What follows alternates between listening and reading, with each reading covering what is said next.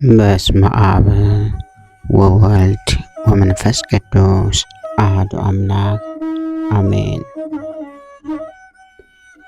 እንኳን በኅዳር 27 ቀን ታስበውና ተከብረው ለሚውሉ ለቅዱሳን በዓላት ለፋርስ ንጉሥ ለሳፎር ልጅ ለንጉሥ ሰክራድ ከጭፍሮቹ ውስጥ የሆነ ሕዋሳቱን የተቆራረጠ ቅዱስ ያዕቆብ በሰማዕትነት ያረፈበት የዕረፍቱ መታሰቢያ በዓል በሰላም አደረሳችሁ አደረሰን። እንዲሁም ለጌታችን ለመድኃኒታችን ለመድኃኔ ዓለም ወርሃዊ መታሰቢያ በዓል በሰላም አደረሳችሁ አደረሰን። ቅዱስ ያዕቆብ የንጉሥ ሰክራድ እጅግ ይወደው ነበር። ስለ መንግሥቱ ሥራ ሁሉ ከእርሱ ጋር ይማከር ነበርና፣ ስለዚህም የቅዱስ ያዕቆብን ልቦና ሐዘን ብሎ ፀሐይና እሳትን እንዲያመልክ አደረገው። በሃይማኖቱም ከንጉሡ ጋር እንደተስማማ የተቀደሱ እናቱ ሚስቱና እህቱ በሰሙ ጊዜ እንዲህ ብለው ጽፈው ወደ እርሱ ላኩ። የቀናች የጌታችን መድኃኒታችን ኢየሱስ ክርስቶስን ሃይማኖት ትተህ የፍጡራንን ጠባይ ለምን ተከተልክ? እሊህም ፀሐይና ጨረቃ ከዋክብት እሳት ናቸው። እወቅ፣ ከዛሬ ጀምሮ በንጉሥ ሃይማኖት ከኖርክ እኛ ከአንተ ጋር የተለየነን አሉት። የመልእክታቸውንም ጽሑፍ ባነበበ ጊዜ መሪር ለቅሶን አለቀሰ። በዚህም የጥፋት ምክር ጸንቼ ብኖር ከቤተሰቦችና ከወገኖቼ የተለየው መሆኔ ነው። ደግሞስ በጌታዬ በመድኃኒቴ በኢየሱስ ክርስቶስ ፊት እንዴት እቆማለሁ አለ። ከዚህም በኋላ የቤተ ክርስቲያንን መጻሕፍቶችን ማንበብ ጀመረ። የንጉሡን አገልግሎትም ተወ። ለንጉሡም ወዳጄ ያዕቆብ እነሆ አገልግሎትህን አማልክቶችህንም ማምለክ ተወ ብለው ነገሩት። ንጉሡም ልኮ ወደ እርሱ አስቀርቦ አገልግሎትህን ለምን ተውክ አለው። ቅዱስ ያዕቆብም እንዲህ አለ። ጌታችን መድኃኒታችን ኢየሱስ ክርስቶስ በከበረ ወንጌል በሰው ፊት ያመነብኝን ሁሉ እኔም በሰማያዊ አባቴ ፊት አምነዋለሁ፣ በሰው ፊት የካደኝንም በአባቴ ፊትና በመላእክት ፊት እክዳዋለሁ ብሏልና፣ ስለዚህ አገልግሎትህንም ፍቅርህንም አማልክቶችህንም ማምለክ ትቼ ሰማይና ምድር ፀሐይና ጨረቃን ከዋክብትንም የሚታየውንም የማይታየውንም መፈጠረ ለሕያው እግዚአብሔር ልጅ ለጌታዬ ለመድኃኒቴ ኢየሱስ ክርስቶስ የምሰግድ ሆንኩ አለው። ንጉሡም ይህንን በሰማ ጊዜ ደሙ እንደ ውሃ በዝቶ እስቲፈስ ታላቅ ግርፋትን እንዲገርፉ ታዘዘ። እርሱ ግን ከበጎ ምክሩ አልተመለሰም። ዳግመኛም ሕዋሳቱን በየዕለቱ እንዲቆርጡ አዘዘ። የእጆቹንና የእግሮቹን ጣቶች 20ንም ቆረጡት። ክንዶቹንና እግሮቹን እስከ ጭኖቹ ድረስ ወደ 42 ቁራጭ በየጥቂቱ ቆረጡት። በሚቆርጡትም ጊዜ ሁልጊዜ ጌታዬና ንጉሴ ኢየሱስ ክርስቶስ ሆይ እንደ እንጨት ቅርንጫፍ ሰውነቴን በይቅርታ ገናናነት ተቀበል። የወይን አትክልት ያለው በየ3 አጽቅ ሲቆርጡለት አጽቆቹ በዝተው ይበቅላሉ፣ ይሰፋሉ፣ በሚያዝያ ወር አብቦ ያፈራልና እያለ የሚዘምርና የሚያመሰግን ሆነ። ደረቱና አካሉ እንደ ግንድ ድብልብል ሆኖ በቀረ ጊዜ ነፍሱን ለመስጠት እንደደረሰ አውቆ እዚያን ጊዜ በዓለም ውስጥ ያሉትን ሰዎች ሁሉንም ይምራቸው ዘንድ እግዚአብሔርን ለመነው። እንዲህም አለ፣ ለእኔ ግን ወደ አንተ የማነሳው አካል አልቀረኝም። ሕዋሳቶቹ ተቆርጠው በፊት የወደቁ ስለሆነ አሁንም ነፍሴን ተቀበላት አለው። በዚያን ጊዜ ክብር ይግባውና ጌታችን መድኃኒታችን ኢየሱስ ክርስቶስ ተገልጾ አረጋጋው፣ አጽናናውም። ያን ጊዜ ነፍሱ ደስ አላት። ነፍሱንም ከመስጠቱ በፊት ወታደሩ በፍጥነት መጥቶ የከበረች ራሱን በሰይፍ ቆረጠ። የሰማዕትነት አክሊልንም በመንግሥተ ሰማያት ተቀበለ። ሥጋውንም ምዕመን ሰዎች ወስደው በመልካም አገናነዝ ገነዙትና በንጹሕ ቦታ አኖሩት። እናቱ ሚስቱና እህቱ በሰማዕትነት እንደሞተ በሰሙ ጊዜ እጅግ ደስ አላቸው። ወደ ቅዱስ ያዕቆብም ሥጋ መጥተው ተሳለሙት፣ አለቀሱለትም። የከበሩ ልብሶችንም በላዩ አኖሩ። ጣፋጮች የሆኑ ሽቶዎችንም ረጩበት። በደጋጎች ነገሥታት በአኖሬዎስና በአርቃዴዎስ በሌሎችም ዘመን አብያተ ክርስቲያናት ታነጹ። ገዳማትና አድባራትም ተሰሩ። ሰማዕታትንም ሥጋ በውስጣቸው አኖሩ። ታላላቆችም ድንቆች ተአምራትም ከእሳቸው የሚታዩ ሆኑ። የፋርስ ንጉሥም ሰምቶ በቦታው ሁሉ ሰማዕታትን ሥጋ ያቃጥሉ ዘንድ አዘዘ። በሚገዛውም ሀገር ውስጥ ምንም እንዳይተው አማናውያን ሰዎችም መጥተው የቅዱስ ያዕቆብን ሥጋ ወደ ኢየሩሳሌም ወሰዱት። ከዚያም ወደ ከሀገረ ሮሃ የከበረ ኤጲስቆጶስ ጴጥሮስ ወደ ግብፅ ሀገር ወደ ብህንሳ ከተማ ወሰደው። በዚያም ጥቂት ጊዜ ኖረ። ከእርሱ ጋርም መነኩሳት ነበሩ። በቀኑ እኩሌታም ሲጸልዩ የቅዱስ ያዕቆብ ሥጋ ከብዙ የፋርስ ሰማዕታት ጋር ባለበት ሰማዕታት አብረዋቸው ዘመሩ፣ ባረኳቸውም። ቅዱስ ያዕቆብም እግዚአብሔር እንዳዘዘ ሥጋዬ በዚህ ይኖር አለ። ከዚህም በኋላ ተሰወሩ። ከዚህም በኋላ የከበረ ኤጲስቆጶስ ጴጥሮስ ወደ አገሩ ሊመለስ በወደደ ጊዜ ሥጋዬ በዚህ ቦታ ይኑር ያለውን የቅዱስ ያዕቆብን ቃል ተላልፎ የቅዱስ ያዕቆብን ሥጋ ወሰደ። በዚያን ጊዜ አስቀድሞ ወደ አመለከተው ቦታ ከእጆቻቸው መካከል ተመለሰ። ከሥጋውም ታላላቅ የሆኑ ተአምራት ተገለጡ። ለእግዚአብሔር ምስጋና ይሁን። እኛንም በዚህ ሰማዕት ጸሎት ይማረን፣ በረከቱም ከእኛ ጋር ትኑር ለዘላለሙ አሜን። በዚህች ዕለት ከ72 አርድእት የአንዱ የፊልሞና መታሰቢያው ነው። በረከቱም ከእኛ ጋር ትኑር ለዘላለሙ አሜን። በዚህ ዕለት ታስቦና ተከብሮ የሚሆነው ሌላው ቅዱስ አባታችን ቅዱስ ጢሞቴዎስ ነው። በዚች ቀን በንሁር ከሚባል ሀገር ቅዱስ ጢሞቴዎስ በሰማዕትነት አረፈ። ይህም ቅዱስ ከታናሽነቱ ጀምሮ እግዚአብሔርን የሚፈራ ሁልጊዜ በጾም በጸሎት ተጠምዶ የሚኖር ነው። ስሟ ሞራ የሚባል ሚስት አለችው። በስራዋ ሁሉ ደስ የምታሰኘው መልካም ሴት ናት። እንደዚህም በፍቅርና በስምምነት ሲኖር ከከሃዲ ንጉሥ ዲዮቅልጥያኖስ ዘንድ የጣዖታት ቤቶች ይከፈቱ ዘንድ አብያተ ክርስቲያኖች እንዲዘጉ ትእዛዝ ወጣ። ቅዱስ ጢሞቴዎስም ይህንን ሰምቶ እጅግ ደስ አለው።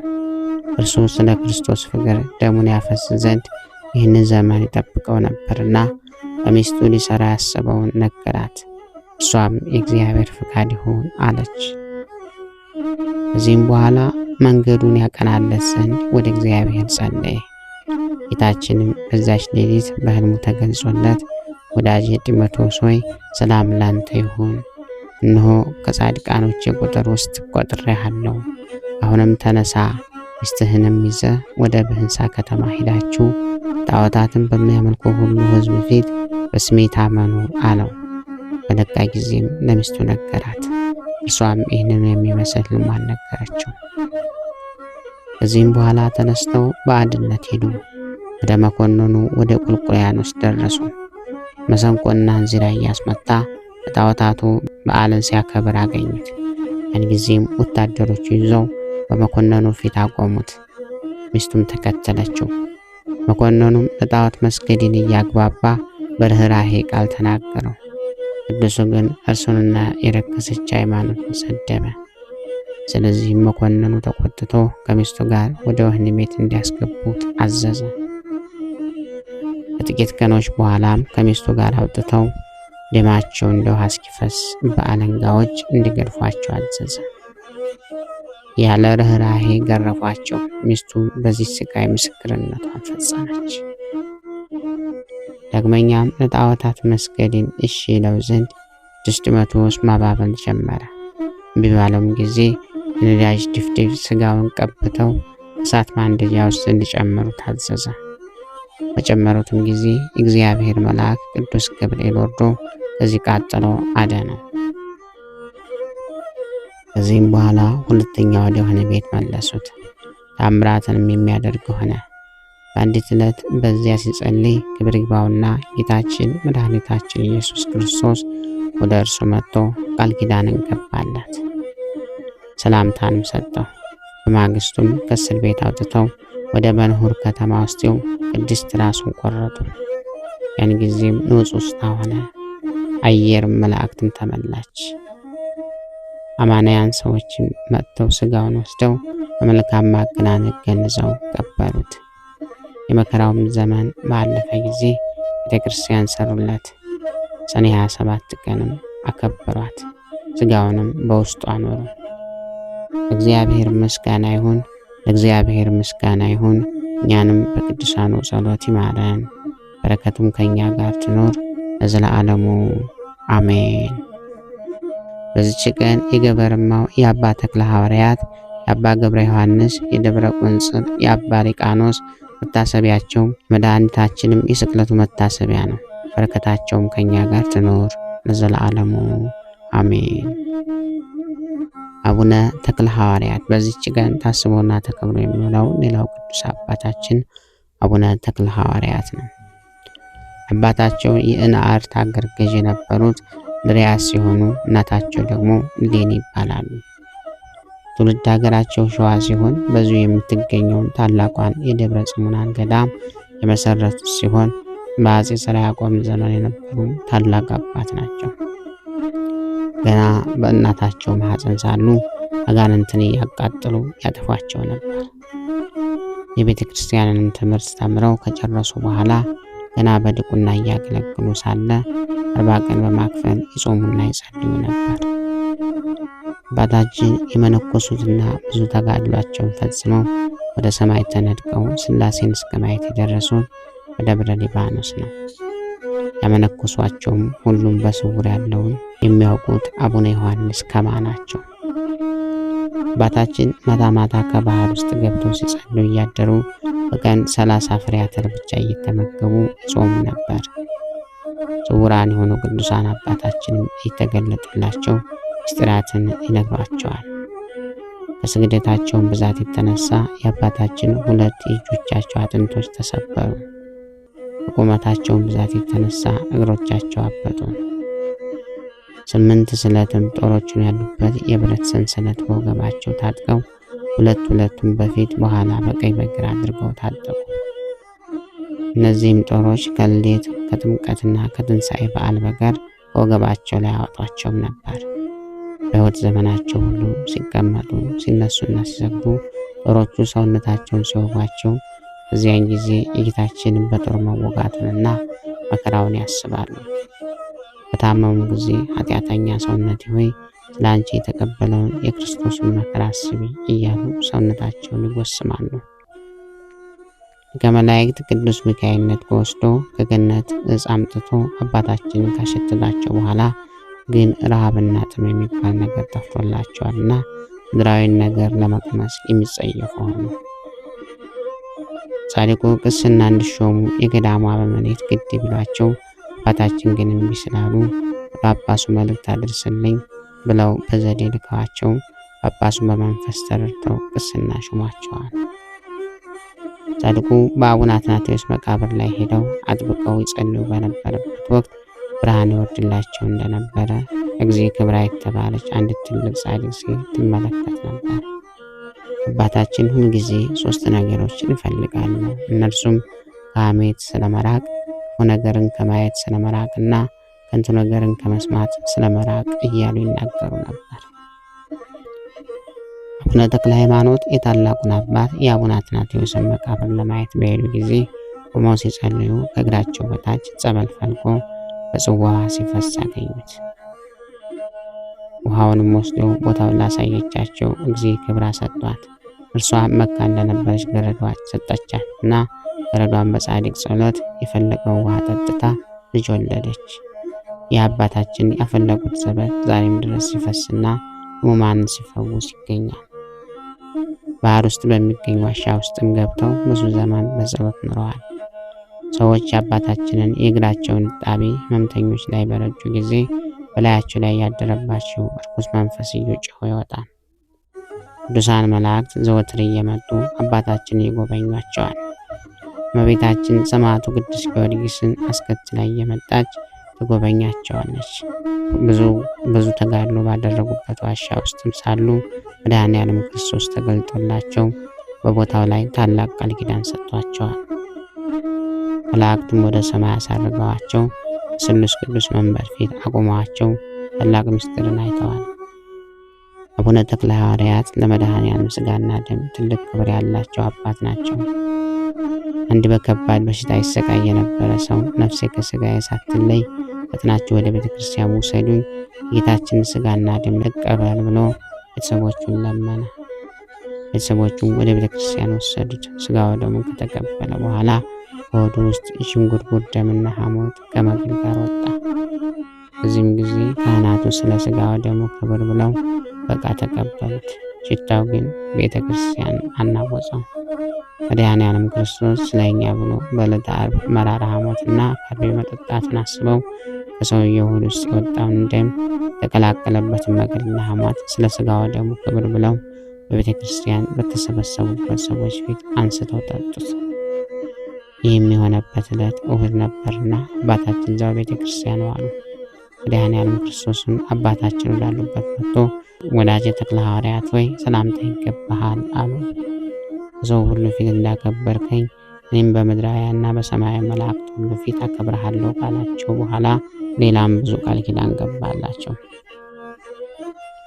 ከዚህም በኋላ አባታችን ወደ ተለያዩ የሀገራችን ገዳማት በመሄድ የቅዱሳን በረከትን ከተቀበሉ በኋላ በየሄዱባቸው ገዳማት 40 ቀንና 40 ሌሊት ይጾማሉ። ከሰንበት በቀርም ምንም አይቀምሱም። ሰንበትም በሆነ ጊዜ የእንጨቶችን ፍሬ ብቻ ይመገባሉ።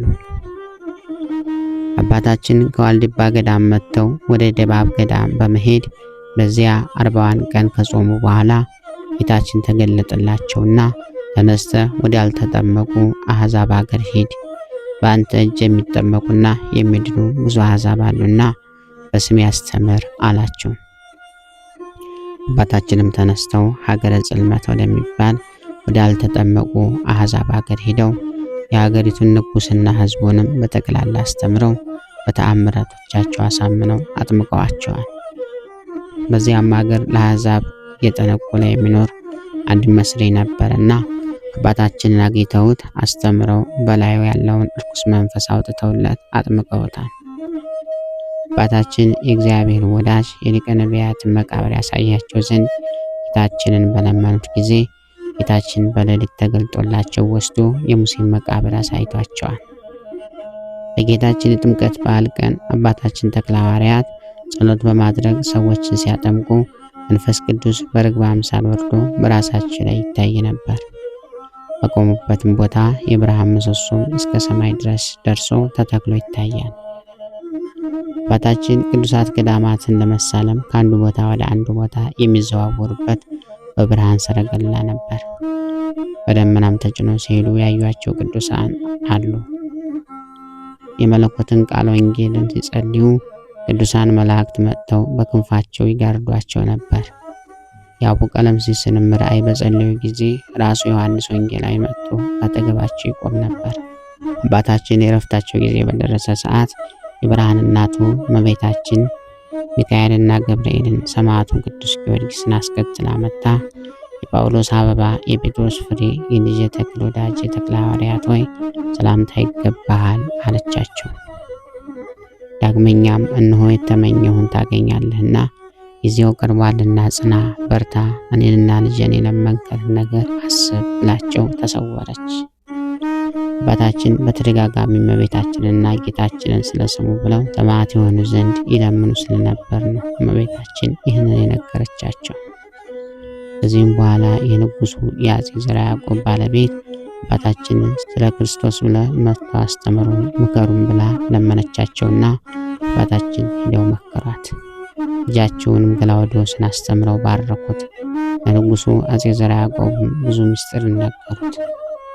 ንጉሱም በአቅራቢያው የእመቤታችንን ታቦት ካለችበት ቦታ 3 ወር ከእርሱ ጋር እንዲቀመጡ ለመናቸው። እሳቸውም በዚያ ሲቆዩ የንጉሱ ወታደሮች በፈረስ ግልቢያና በድብደባ እየተገዳደሉ አይተው አዘኑ። ይህ የአረመኔዎች ስራ ነው ብለው ሕግና ስርዓትን ሊያስተምሯቸው አስበው ንጉሱ አፄ ዘርዓ ያዕቆብ እንዳናገሯቸው መልእክተኛ ላኩበት። ንጉሱም ዛሬ አይመቸኝም አላቸው። አባታችንም መልእክተኛውን ስለ ሰዎቹ በከንቱ መሞትና ሌላንም መልእክተኞችን ላኩበት። መልእክተኛውም የመዘምራን አለቃ ደብተራ ስለነበር አባታችንን እኔ እያለሁ ለአንተ ነቢይነት ማን ሰጠ ብሎ በክፉ ቃል ተናገራቸውና ሄዶ ከንጉሱ ጋር በክፉ ወሬ አጣላቸው። ወደ ንጉሱ ገብቶ ንጉሥ ሆይ ይህ መነኩሴ ጻድቅ ነኝ ይላል፣ አንተን ግን ይሰድብሃል፣ በአንተ ላይም ብዙ ዘለፋ ይናገራል አለው። ንጉሱም በጣም ተቆጥቶ አባታችን አስመጥቶ ለምን ይዘልፉኛል አላቸው። አባታችን ዘለፋ ሳይሆን ሊሆን የማይገባውን ነገር ሁሉ ነገሩት። ይልቁንም ስለ ሴቶችና ስለ ፍርድ መስራት ስለማይገባውን ነገር ሁሉ ሲናገሩት ንጉሱን ደፍረው ስለተናገሩት በኃይል ደበድቧቸው ዘንድ አዘዘ። ከአፍና አፍንጫቸውም ደም እንደ ውሃ እስኪፈስ ድረስ ደበደቧቸውና አሰሯቸው። ዳግመኛም ንጉሱ ቢያስመጣቸው ደግሞ ስለ ጥፋቱ ገሰጹት። አሁንም ጽኑ ድብደባ ደረሱባቸውና አሰሯቸው። በዚያም ብዙ አሰቃዩአቸው። በዚህም ጊዜ እመቤታችን ለአባታችን ተገልጠላቸው፣ እነሆ የልጅህን ትእዛዝ ፈጸምክ፣ የተመኘውንም አገኘ። ነገር ግን 2 የትዕግስት በር ይቀረዋል፣ እሱንም ከፈጸምክ ልጄ ከዚህ ከኃላፊው ዓለም ያሳርፈሃል አለቻቸው። ከዚህ በኋላ የንጉሱ ጭፍሮች አባታችንን በጠጠር ጎዳና ላይ እየጎተቱ ብዙ አሰቃዩአቸው። የንጉሱም 8 ጭፍሮች በመቀጣጠር ንጉሱ መቼ ሞታለሁ ብለሃል እያለው ማሾፍ አባታችን ወደ ዱር ወስደው የአቅማቸውን ያህል በኃይል ደበደቧቸው። የመንፈስ ቅዱስ ኃይል ባያጸናቸው ኑሮ በአንደኛው ሰው ዱላ ብቻ ነፍሳቸው በወጣች ነበር። በእስርም 8 ወር ከተቀመጡ በኋላ ከዚህ ዓለም በሞት የሚያልፉበት ጊዜ ስለደረሰ ቅዱሳን መላእክት ከእስር ቤት ነጥቀው ወስደው ወደ ሰማይ አሳረጓቸውና በስሉስ ቅዱስ ፊት አቆሟቸው። በዚያም ለ3 ሳምንት ቆዩ። ጌታችንም ለአባታችን ብዙ የሕይወትን ምስጢር ነገራቸው። እንደ ፀሐይ የምታበራዋን የምድርን ማዕዘን ዓለም የምታክል ሰማያዊት ሀገር ርስት አድርጎ ሰጣቸው። ስምህን ከሚጠሩ ልጆች የገድልን መጽሐፍ ካጻፉ ከሰሙ ዝክርን ከዘከሩ በጸሎት ከተማጸኑ ልጆች ጋር የምትኖርባት ድል ፈንታነ አላቸው። አባታችንም ጌታችንን አቤት ፈጣሪ ሆይ ይህንን ቃል ኪዳን የሰጠኸኝ አንተን የሚያስደስት ምን ነገር አደረጉ?